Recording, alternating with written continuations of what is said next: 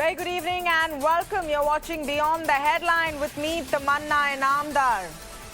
It's another airline that seems to have gone bust. 2 days ago, GoFast said it was suspending tickets and cancelling all flights till the 5th of this month. They've extended that date now to the 9th, and you can't book any tickets on this airline till the 15th. Now, can this airline revive, or will it join the long list of Indian airlines or airlines that have flown in India that did not revive after faltering? What is the reason that GoFast has reached this stage? We're breaking that all down on the show this evening, but let me begin with the top headlines at this hour. Shoot-at-sight orders in place in Manipur for extreme cases. The army called in to restore law and order amidst escalating violence over Métis' demand for scheduled tribe status. Wrestlers refuse to budge even as Apex Court rejects a court-monitored probe. Vow to protest until the arrest of former WFI chief Brij Bhushan.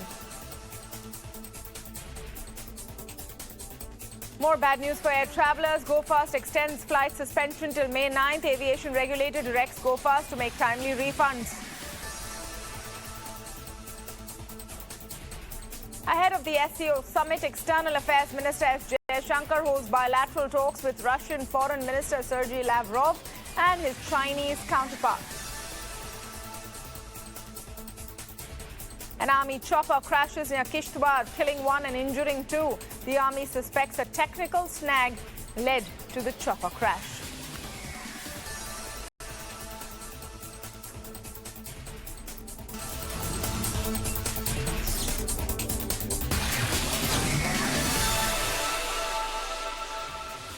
We all know the benefits of booking flight tickets in advance. You pay much less rather than a last-minute scramble. Now, imagine if you had booked a Delhi-Leh flight several weeks ago. Suddenly, you get a message that the flight has been cancelled because the airline is now bankrupt. Don't worry, they will refund your money, hopefully, at some point. Meanwhile, the current cost of a Delhi-Leh ticket has now gone up from 4,700 rupees odd to nearly 27,000 rupees. At this point, you have to either pay through your nose or put off your travel plans. Thousands of GoFast passengers find themselves in this terrible situation. The airline on Tuesday announced flights will be suspended till the 5th. It's now become the 9th. You can't even buy new tickets till the 15th. The airline that began 18 years ago has filed for bankruptcy in court, saying they can't even pay their employees. The promise is to refund all passengers, but honestly, there is no clear law that will force them to if their application of bankruptcy is accepted. Now, if GoFast goes bust, what happens? 61 aircraft stop flying in the Indian skies. 5,000 employees lose their jobs, and thousands of passengers scramble around for tickets. Let me just pull up that chart again, which shows you how high prices have peaked in some routes. I talked about Delhi-Leh, and we've picked routes where GoFast has a good market share. So GoFast in the overall pie has about a 6% market share, but in certain routes it enjoys a hefty chunk. So for example, Delhi-Leh, where you've seen the prices jump up. Srinagar, Chandigarh, where they have about a 68% market share. Prices have gone up from about 4,700 to 26,000 for a ticket in just a matter of a few days. Chandigarh, Srinagar is one. Leh, Delhi is another problem. Srinagar, Delhi also has seen prices go up as high as 17,700. So for passengers, this is definitely a tough time. Now the question is, what led to this quick and possibly fatal descent of GoFast? What really happened? Now, on the face of it, it's because of a company called Pratt & Whitney. This American company makes engines and supplies them all over the world, including to GoFast. The airline claims that the number of aircrafts that have been grounded due to faulty engines from this company has increased from 7% in 2019 to 50% in 2022. They say 17,000 flying hours have been lost because of the faulty engines and the delay from the company repairing them or giving replacements. They've even taken Pratt & Whitney to court in Delaware, where the company is based. They're also fighting them in an international arbitration tribunal. That means an international court in Singapore. Now, Pratt & Whitney is struggling with their engine dispatches. The airline customers around the world are waiting. They also seem to be claiming that it's Go First that doesn't pay its dues on time. The reason that they don't have enough engines is that their raw material supplies have become a problem and the pandemic made it worse. But not all the airlines that have Pratt & Whitney engines have gone bust. Go First has. So some of the reasons are that the pandemic did shake up their finances. Again, that happened to other airlines as well. It's not clear whether the family that runs the airline, that's the Wadia Group, will continue to infuse funds. And an IPO they wanted to launch, which would help them get some funds, didn't really take off. Meanwhile, the person who ran the airline from inception, from the Wadia family, Jay Wadia, has quit, and there are rumors of a family feud. In the middle of this, things became from bad to worse. As the airline ran out of engines, their flights got grounded. They went on cash and carry. They didn't have money to pay for fuel every day. And less passengers started booking their tickets. So a vicious cycle that has perhaps led to this situation. The question, though, is what happens next? In an industry where airlines fail with alarming regularity and often don't come back from the dead, can Go First return to the skies? Will passengers even book tickets after the 15th if this airline somehow manages to fly again?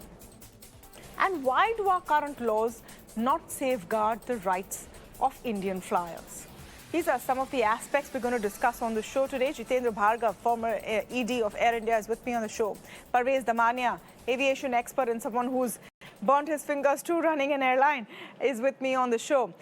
Captain Amit Singh, founder of Safety Matters Foundation, is joining me, as is Devesh Agarwal, chief analyst at BangaloreAviation.com. Welcome to all of you. Thank you so much for speaking with us. Let me come to you, Mr. Parvez Damania. What's your insight on what has tipped Go First over the edge and why they had to file for bankruptcy?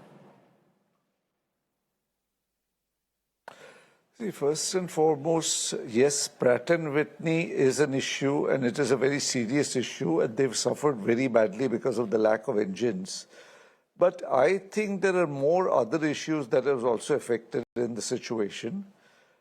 Management was a serious issue, and this problem of Go Air going down doesn't affect Go Air itself, but it affects a whole lot of people. It affects the whole aviation industry, because the aviation growth and success story was a huge story that we were top-nomming all over the world.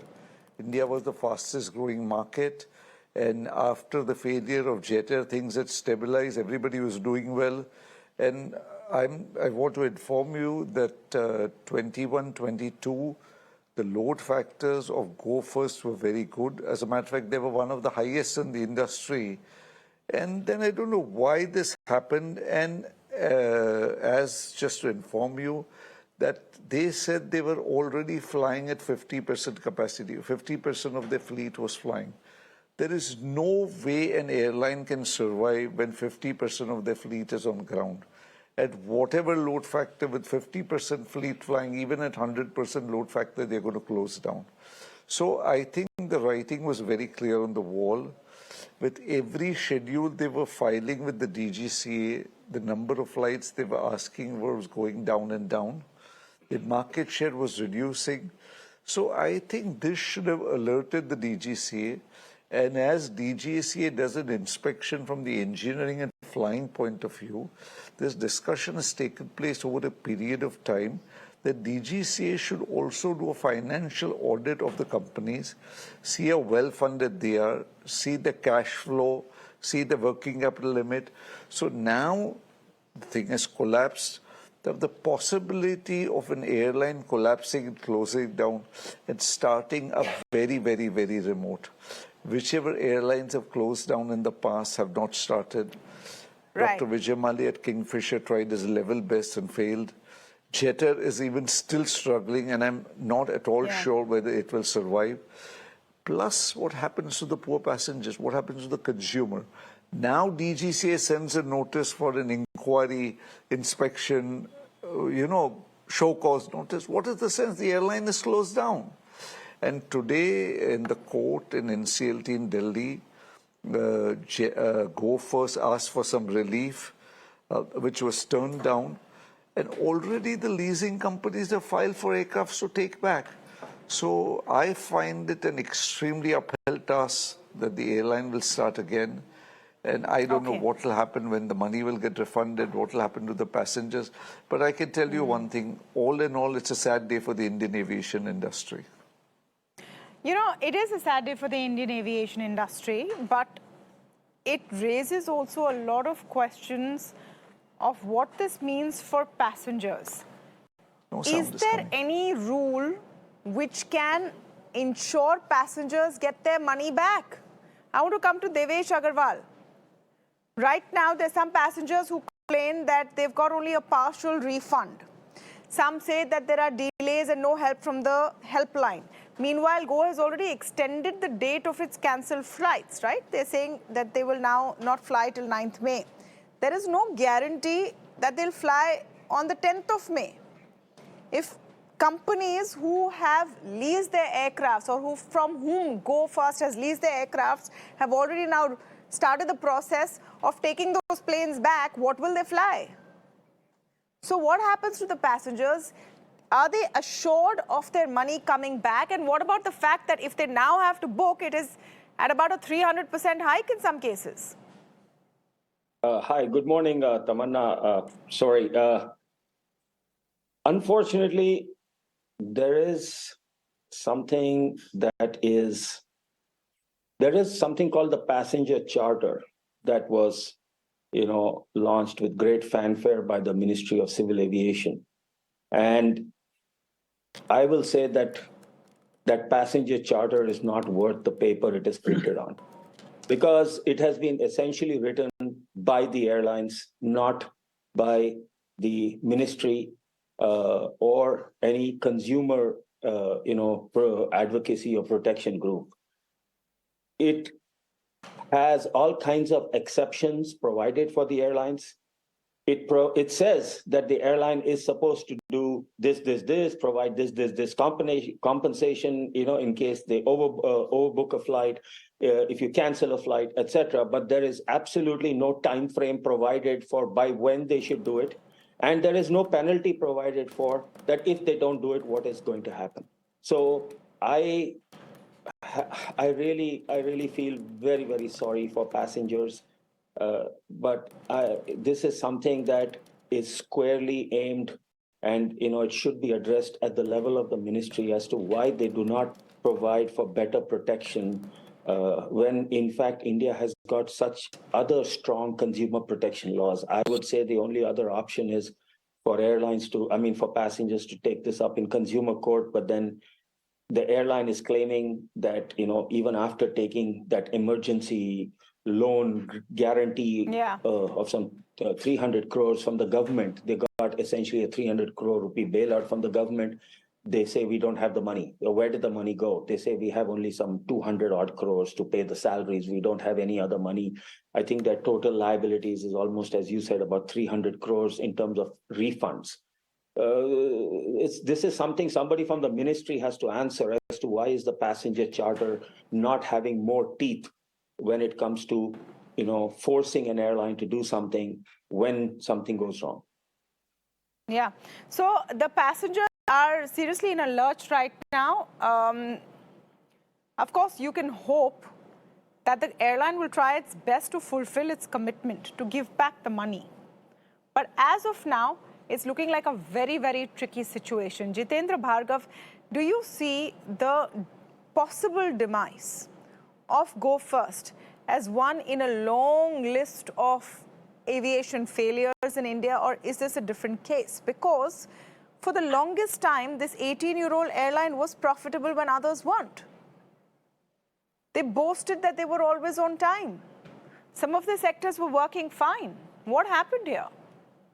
Tamanna, we have very often been saying that a lot of airlines have shut down in the last 3 decades since the government allowed private sector to come into the airline business. But let's take 50% of those airlines were shut because the promoters who got the license but did not have the requisite experience.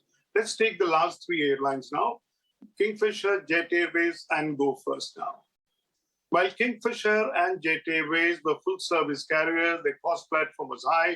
In a price-sensitive market dominated by low-cost airlines, they could never make money. It's not a question of how you are running an airline, because even Vistara and Air India have never made money. The reality is this. But low-cost airline, well, it's been claimed that Go Air was profitable. It's an unlisted company. We really do not know the finances of it. The fact that they had bank guarantees given to Indian Oil, and Indian Oil has begun encashing those bank guarantees, clearly indicates that they had pending dues with Indian Airlines before the shutdown operations. Clearly, somebody needs to get into greater detail to say what were the economics of it. We have Indigo, of course, with a much larger scale of operations. We have the financials of it, and somebody can compare with it and say, where did Go Ahead start? I refuse to believe what has been stated by the Go for CEO, that the entire problem has arisen out of Pratt & Whitney. For simple reason, one, yes, an aircraft on ground does impact the financials of an airline, no doubt about it. But for a problem to persist for over 3 years, and as you very rightly said, if it was 7% of the fleet which was grounded in December 2019, it was 50% in December 2022. Why did it take so long for an airline to react and not come in public domain? Then comes the regulatory agency. When they went for the summer schedule, the approval, they were clearly indicating to DGCA that they're cutting down on the flights. No action taken. The second part was when the market share went down from 9% to 6.9%, no alarm bells are rung. And I'm further surprised by our banking industry. Nothing to do with customers, but the banking industry who have lent money to it. They are also reading newspapers on a monthly basis regarding the fall in market share. Why are they being kept unawares? So there is something on corporate governance, whether it's because it's a promoter-owned airline and not a board which has taken strategic decision. And if you recall, whether it was Kingfisher, whether it was Jet Airways, whether it is here, you have had a very strong chief executive promoter. And therefore, possible reason is that board members and other senior management people do not go up but and Mr. tell Bhargav, the the top estate. guy has quit. I know where you're going with this, but in this case, the top guy has quit in March. You know, but Has that he's the made things problem. Let me worse or explain to better? you, Tamanna. The Vadias have been the problem. They have, if you count the number of CEOs that this airline has had ever since it came into inception, the number is huge. So once you do not have stability at the top, the CEO level, then at the senior management level, how do you run the airline? Where is the vision? Where is the plan to do it? And perhaps this problem of Pratt & Whitney engines persisting for 3 years is basically an outcome of this, because nobody took it as seriously. I have been advocating government very often pats itself for the successes in the civil aviation sector. Did Go Air, Go First management go to Mr. Scindia and said, look, sir, we are facing this problem. We are at the threshold of closing down our operation. Please intervene and do something about it. Now, you've got to open up all the venues for settlement and not say, look, I went for arbitration, it has not been honored. I filed a legal case in Delaware and I'll wait for the outcome. In the meantime, the Indian aviation industry has suffered. The image has suffered. The passengers are suffering. And as Devesh also said very rightly, the fares have gone up, and you showed it very clearly, from 4,000 odd rupees to 26,000 odd rupees. Who's going to pay? And it's being a low-cost airline, naturally, the people who go on vacation with family prefer a low-cost airline to fly. This is summer vacation time. How do you get it? Yeah. With all other airlines there are some horror stories. There are some horror stories of families actually stranded in their vacation because they managed to get there, but now can't go back because they have to pay several times the fare. Yeah. They're stranded. So there are concerns like that. There are incidents like that that are coming to the fore. Hopefully, they will be resolved soon. So, I want to I have understand, just one plea. Yeah. since they still have 50% of the fleet which is operational, let the DGCA order Go First management to use the remaining 50% and get these passengers who are stuck at various places back to their home. But who's going to pay for the oil? Oil is on cash and carry. Are you saying OMCs or the providers of the fuel are going to give it for free? They know that they can't pay. They've gone to court saying, I can't pay anyone right now. The money. No, exactly. So they don't have money to fly their planes right now. Captain Amit Singh, can this all be the fault of Pratt & Whitney? And a very important point that Mr. Bhargav has raised, what was the regulator doing? It seems like till the 1st of May, nobody knew that this airline is going to shut shop from tomorrow. It's not like a tiny store somewhere. It's an airline. So they suddenly get up one day and say that we can't fly anymore. We've run out of money. That's what everybody's saying. Rome wasn't built in a day and Rome wasn't destroyed in a day. So the destruction also came over a period of time because of number of issues. Here, we haven't learned from the past debacles, especially the Kingfisher one, after which the DGCA issued a regulation which says that in case any airline is found to be in financial distress, then a special audit would be conducted to ensure that safety and passenger convenience and facilitation is maintained. So why wasn't DGCA aware of the situation, even though they have a statistics department which brings out monthly statistics, quarterly, yearly, over a 10-year period. So they have all the statistics. So who's looking at those statistics and taking a decision that this airline needs to be audited as per the CAR? So while DGCA has issued a show cause notice to Go Air, which is no longer flying, but there is a violation on part of the DGCA for not having enforced this regulation. So ultimately, the passenger has to suffer. So it is not that overnight the DGCA or Go Air realized that they couldn't fly the next day, because the situation precipitated over a period of time. Past 3 years, 19, the AOG, the aircraft on ground, percentage was about 30%. It came down in 21 to 21%, increased 33, now 52%.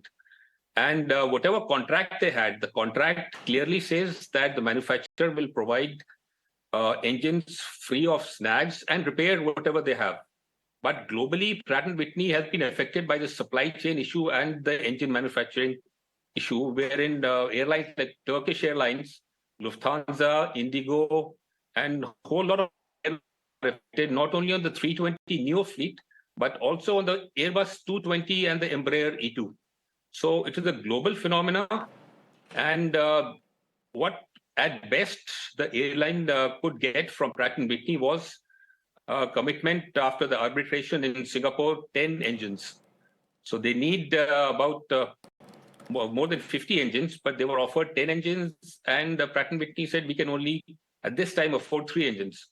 So 3 engines won't make a difference, because even if you get 5 aircrafts back, 6 aircrafts have been taken by the leasing agency. Now they have filed for another 20 aircrafts to be taken back. So where is the money? The whole thing is that what was the role of the Civil Aviation Ministry, which has now sold away Air India and is now completely free to ensure that policies are made for the long run. So we don't have a long-term roadmap on policy making and this civil aviation policy. What the mission of the Civil Aviation Ministry, as per the website, is that the vision is to bring India to the 3rd biggest aviation market in the world by 2022. That's gone. So what next? So nobody's thinking in the long run. 1 minute. So this is an interesting kind of a market we are in right now. We had a statistic last month that we had one of the highest ever number of passengers flying in a month. So you have an industry which has the demand. The passengers are there, and even as airfares have been going up, passengers are coming in. It's not as if aircrafts are going empty. But nobody seems to be making money. and one airline shuts down. I want to come to Parvez Damania. I want to come to Parvez Damania on this. Mr. Damania, with a little bit of perspective, please. Because maybe a lot of our viewers don't know that you yourself have run an airline and what your experience was. No, see, I'll tell you something. This is a very unforgiving industry. Yes, the load factors are fantastic in India. The market is huge. But like I said, the margins are very wafer thin and it's a very unforgiving industry. You have to be on top of the management all the time. You have to be up to speed on everything all the time. If you slip up on the management or your aircraft, see, the economics of the aviation industry work on fleet utilization. How many hours your aircraft is in the air and how many of your aircrafts are flying. For example, when Go Air said that 50% of their fleet is on ground, how soon they would close down was a matter of time. I think any expert of the aviation industry will know that any airline which has 50% fleet or something is going to collapse. It's just a matter of time. Maybe this month, maybe next month, month after next. So the government regulator and the bank should have realized was 50% inke plate ground pe hai. So there is no way they can service the debt. There is no way they can make lease payments. There is no way they can pay for the fuel. Because even at 100% load factors, you won't make money. Now, another thing we have also got to realize that even the manpower has suffered tremendously in the COVID time. Salaries were not paid. People had a very tough time. Now, today, Go Air has 5,000 employees. Now, 5,000 employees, maybe the top few hundred, the top qualified pilots, senior co-pilots, engineers may get a job. But still, there'll be thousands of people who are only qualified to work at airports will be unemployed. Already, the number of people that have called me is shocking. What will happen to them? What will happen to their families? How will they start life again? The promoter should think of all this. You know, this should have been put into thought when it doesn't happen that, God forbid, a plane crash and the airline closed down. This rot must have set in a couple of years ago. They must have known how things are going. They must have known this problem is coming up. So they should have been more well prepared. They should have planned better. And it should have been planned better. I think suddenly airline couldn't have closed down. They must have known months in advance that this is going to close down. So I think it's a very, very sad situation. This could have been better managed. I want to understand something. One minute. I want to understand something, sir. I want to understand something. If it's such a tough industry and no one is making money even if they fly 100% of their airlines and the rot has set in, as a passenger today, viewers watching this must be wondering, then which airline is safe? Which airline is safe? How do I know this won't happen tomorrow? Because I'm not saying rot we are talking about an industry, but passengers are worried about their next trip. No. The industry is doing exceedingly well. The growth, I'm talking of rot must have set in this particular airline. The industry is doing exceedingly well. The growth is phenomenal. The load factors that India is delivering on its passengers are the best in the world. Today, the orders that Boeing and Airbus have got are some of the largest in the world, and they've come from India. So I think it's a great industry. It will keep flourishing, and the amount of population we have, the growth will keep going on. It's just that the management has to be very, very careful. The very fact that Tatas have gone in with such a giant investment and have decided to invest further, they must have studied. Experts must have managed it, thought, yes, this is the industry that Tatas want to go into, and then they must have invested in Air India. I think Indigo is doing a great job, Vistara is doing a great job, and I think Tatas will make Air India a huge success story. So I am not saying the industry is bad, the industry is great, it has great potential. I'm just saying that the management has to be careful. Companies have to be professionally managed, not individually run at the whims and fancies of the owners.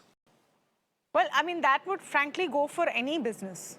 If you're going to be bad at running your business, it's not going to go very far.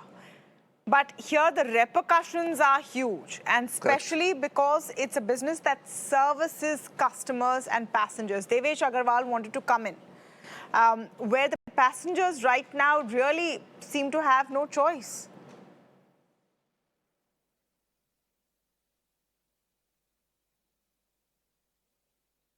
You're on mute, I think, sir. I can't hear you, Devesh. I think you're on mute. Apologies. I was saying that each of the panelists have brought up a few points. I'll just quickly like to summarize. One, the government is essentially sleeping on the job. We talked about the DGCA issuing a show cause notice. They issued a show cause notice after Go Air filed for the bankruptcy.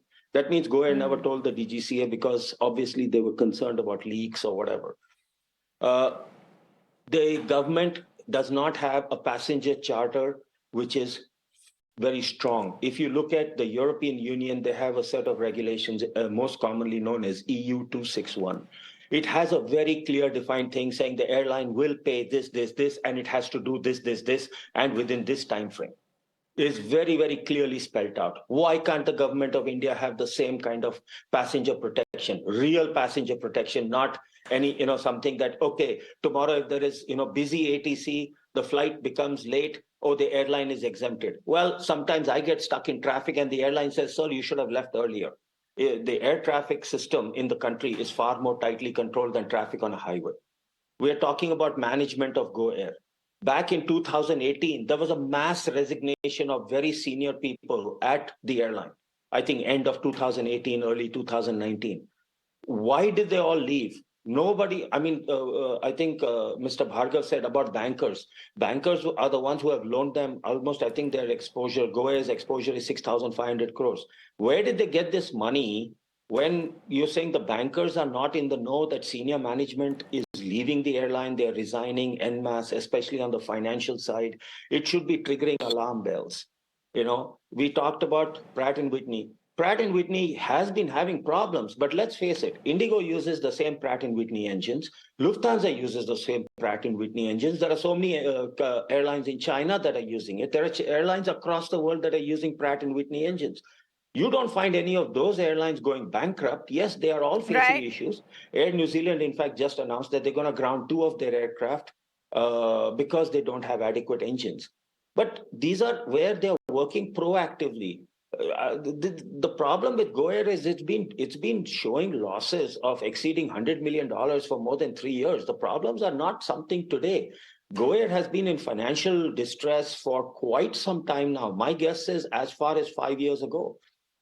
I think very rightly pointed out that airlines today are not public. Air India is no longer public. Vistara has never really disclosed its financials. We are only 2 publicly listed airlines are SpiceJet and Indigo. And out of these 2, one of these is again in very, very shaky ground. They are relying heavily on the emergency loans and credit guarantees of the government. So I am sounding, I would say today, you asked me how would passengers protect themselves?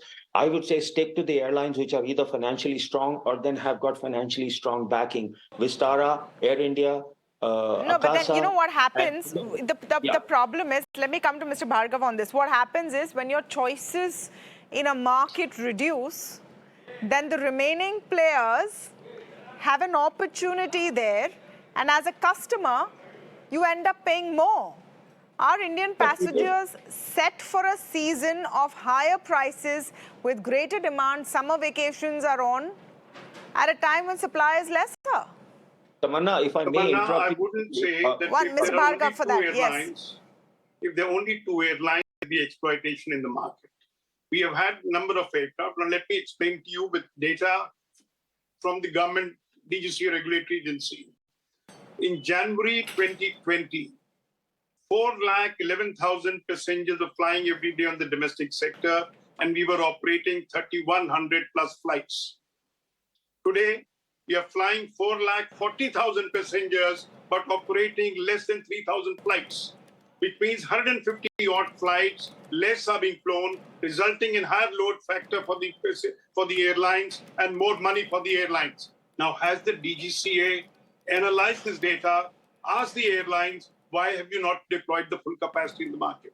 So whether there are 5 airlines or 2 airlines, unless the regulatory agency looks the other way, does not exercise its authority, the exploitation will take place. That is where now Indigo had offered to the government of India to operate evacuation flights to Sudan. We all know about it. Last week, the statement had come out. which means they have capacity for operation of flights. Why can't DGCA or the Ministry of Civil Aviation persuade Indigo to operate additional flights in the time of this crisis? Now, I do not understand why a ministry and the regulatory agency cannot be proactive but allow the passengers to suffer. Something is fundamentally wrong in the way we are governing a civil aviation sector. Okay, it comes down to the civil aviation sector. Yes, Devesh. Tamanna, if I may, see, from one side, we turn around and say the airlines are not making money. From one side, we say the passengers getting exploited. I am very, very against government trying to micromanage any industry. We should have safeguards in place that when somebody does get exploited, like in the case of a Go First passenger, where the flights have got cancelled and their money is stuck, that is something different. But at the same time, no, but what? 1 minute, Devesh, someone will have to pay. They're broke. The airline is broke. We are, after all, we are operating. Let's look at the media. Your industry. There are so many channels competing. Just because as one particular channel closes down doesn't mean all of a sudden, the viewers of India get exploited. There is a certain natural order. There is economic supply and demand, and we are operating in a free market environment. I'm saying put protections in place, but don't attempt to micromanage the situation is what I'm trying to say. Once an airline is forced to say, yes, if you don't operate, you have to pay the money back, that the passenger has the first, sort of right after the government collecting taxes and all that, then you'll need tweaks to the law. You'll need tweaks to the law because the law under which Go First has gone to NCLT today has a very clear order of who gets paid first, and financial creditors are on top of the heap. So they will get paid first as per this law. First of all, that legal process has just started, but let's not get into the nitty-gritties tonight on the show. We're talking about how passengers will have to prepare for a fairly tough or maybe more expensive summer travel with this airline going bust. So that's the direct impact on you, the viewer / passenger / customer. If you work in the aviation industry, well, that's bad news as well if one player shuts down. But if you're someone who looks at how the economy tracks and what's happening in India, it's definitely bad news for the aviation industry, for an airline to go bust in such a colossal manner. Anyway, I want to thank all of you for joining us on The Lead Story this evening. I'm taking a very short break. When we come back,